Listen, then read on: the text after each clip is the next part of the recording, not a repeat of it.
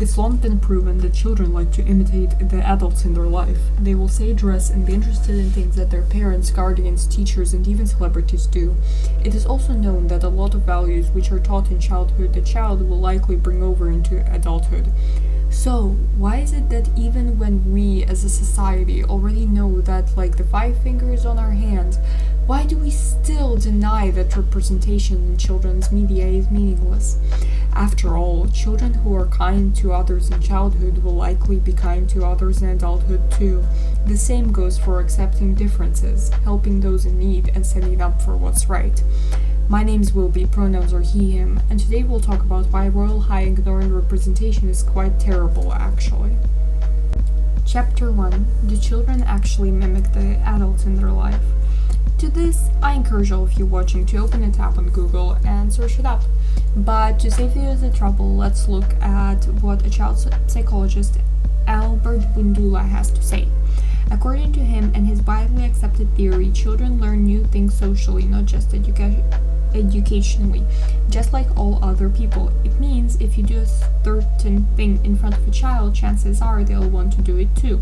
Meaning, if a child grows up with parents who argue, scream, and bully other people, then likely as an adult they won't be too nice. A child whose parents hide him from the world, are scared of everyone, and are constantly stressed will likely be unstable as an adult. However, a child whose parents let the child overcome small hardships with support, who love and cherish him for being who he is, show nothing but kindness and understanding to others, chances are the kid will grow up to be the same.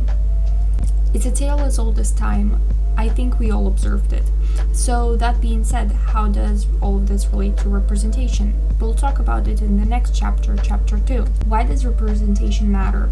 Well, simply put, if kids get used to seeing pop characters in games, toys, and TV series, they likely think it's normal and expected and not find it odd when people point out the game isn't as diverse. Representation matters because if children are taught young to be kind to one another, got used to seeing different kinds of people everywhere and whatnot, they'll take it into their adulthood and be kind as well.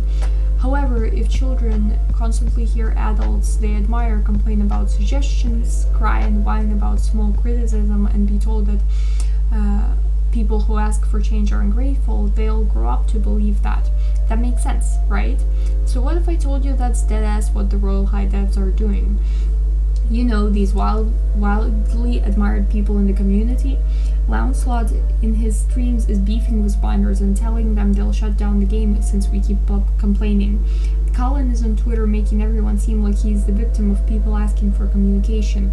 The support team is silent because the devs are super secretive and annoying, and their entire fan base admires them. Frankly, it's just a toxic place for a child to be in. Intentionally or not, Royale High devs are teaching kids that they should stay silent about their concerns, to not expect direct communication, and that diversity is likely just an afterthought, not something which should be prioritized, which is quite bad. So, chapter 3, how do we change that? Well, 3 steps. 1. Become professional. If the devs need to post on Twitter so bad, they should make a separate personal account. Keep it professional and at arm's length from the community on main. I'm looking at you, Colin.